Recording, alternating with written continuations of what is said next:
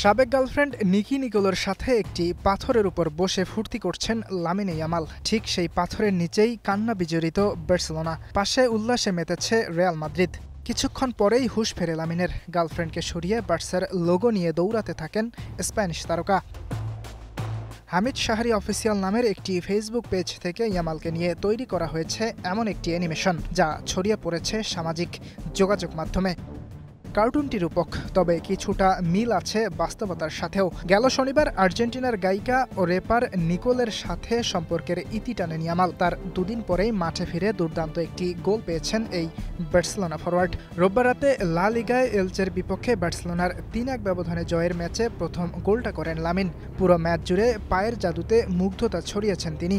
Catalan সমর্থকরা বলছেন, গার্লফ্রেন্ডের থেকে দূরে সরে যাওয়ায় খেলায় সবটুকু মনোযোগ দিতে পারছেন ১৮ বছর বয়সী এই স্প্যানিশ ইয়ার্ড।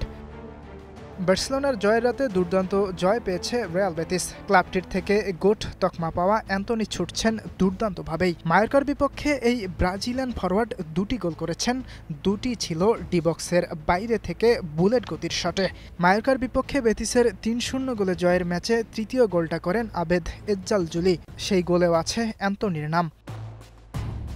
প্রিমিয়ার লিগে অব্যাহত হল্যান্ড ঝড়। ইতিহাদে এই গোল মেশিন আবারও করেছেন জোড়া গোল। শুরুতেই ম্যাচ থেকে দূরে ঠেলে দিয়েছেন বোর্নমাউথকে। প্রিমিয়ার লিগের ইতিহাসে তৃতীয় ফুটবলার হিসেবে ঘরের মাঠে টানা ৪ ম্যাচে ২ বা এর বেশি গোল করার কীর্তি করেছেন নরওয়েজিয়ান এই স্ট্রাইকার। তার আগে এই রেকর্ডে নাম আছে লুইস সুয়ারেস ও রবি ফাউলারের।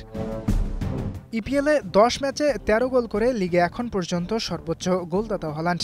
এই মৌসুমে ক্লাব ও জাতীয় দল মিলে এখন পর্যন্ত ১৬ ম্যাচে করেছেন ২৬ গোল। ম্যানচেস্টার সিটির ৩-১ গোলে জয়ের ম্যাচে অন্য গোলটি করেন নিকো ওরাইলি। এই জয়ে তালিকার ২ নম্বরে উঠে এসেছে পেপ গুর্দিওয়ালার দল। ইয়াসির আরাফাত সবুজ, স্টার নিউজ।